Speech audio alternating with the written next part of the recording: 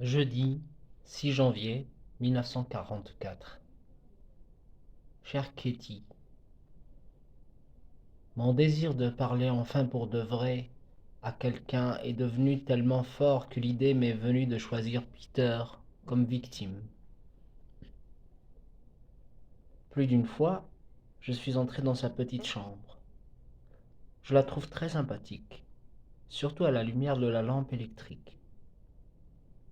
Peter, si farouche soit-il, ne mettrait jamais à la porte quelqu'un qui vient le déranger. Je ne suis donc jamais resté trop longtemps, craignant qu'il ne me trouve embêtante. Je cherchais un prétexte de m'attarder chez lui, comme par hasard pour bavarder. Hier, j'ai profité d'une belle occasion. Peter s'est pris d'une véritable passion pour les mots croisés. Il y passe tout son temps. Je me suis mise à l'aider et bientôt, on se trouvait l'un en face de l'autre, et sa petite table, lui sur la chaise et moi sur le divan. C'était étrange.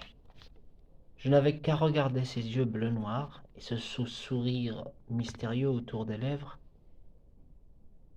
Cela me laissa toute rêveuse. J'ai pu lire sur son visage son embarras, son manque d'assurance, et en même temps cette ombre de certitude de se savoir homme. En voyant ses mouvements gauches, quelque chose s'attendrit en moi. Je n'ai pu m'empêcher de chercher ses yeux sombres, de croiser son regard encore et encore, en le suppliant de tout mon cœur. Oh, ne veux-tu pas laisser ces inutiles bavardages et me dire ce qui se passe en toi? Mais la soirée s'était écoulée sans rien de spécial, sauf que je lui ai parlé de cette manie de rougir, pas avec les mots que j'ai employés ici, évidemment, mais en lui disant qu'avec l'âge, il prendrait vite de l'assurance. Le soir, dans mon lit, cette situation me semblait fort peu réjouissante, et franchement repoussante, l'idée d'implorer les faveurs de Peter. Que ne ferait-on pas pour satisfaire ses désirs? La preuve, mon intention d'aller voir Peter plus souvent et de le faire parler.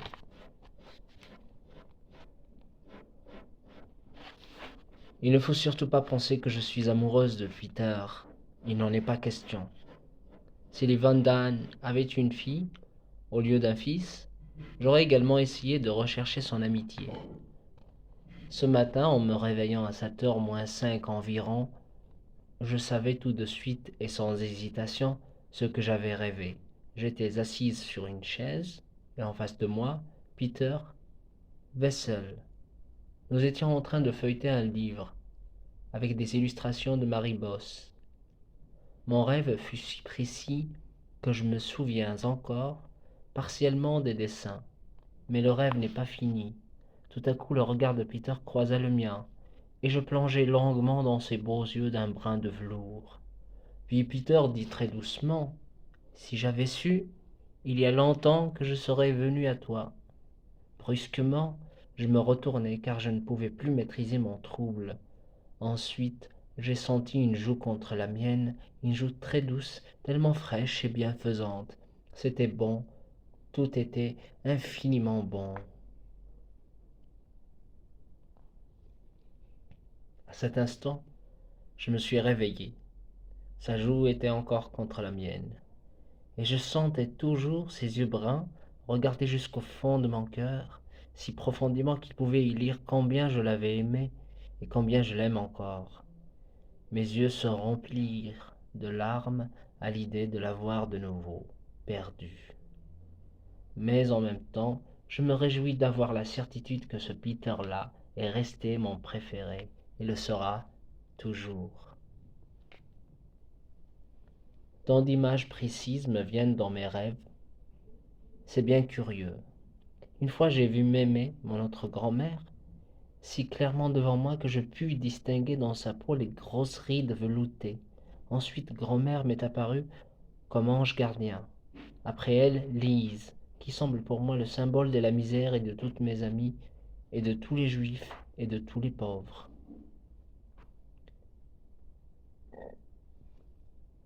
Et maintenant, Peter, mon cher Peter, jamais encore il ne m'est apparu aussi clairement. Je l'ai vu devant moi. Je n'ai pas besoin de photo. Je le vois. Je ne peux le voir mieux. À toi, Anne.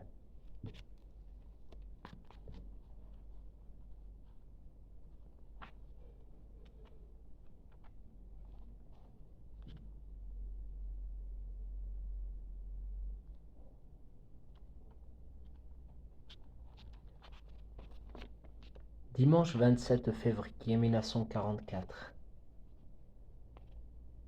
Très cher Kitty. Au fond, du matin au soir, je ne fais rien d'autre que penser à Peter. Je m'endors en évoquant son image, je rêve de lui pendant la nuit, et je me réveille encore sous son regard. J'ai l'impression très nette que, contrairement aux apparences, nous ne sommes pas très différents l'un de l'autre, Peter et moi. Je vais te dire pourquoi. Peter, aussi bien que moi, nous manquons d'une mère. La sienne est trop superficielle, elle ne pense qu'au flirt, et se soucie fort peu des pensées de son fils. La mienne s'intéresse bien à moi, mais elle est dépourvue de ce bel instinct maternel, si subtil. Peter et moi, nous sommes tous deux aux prises avec le fin fond de notre être.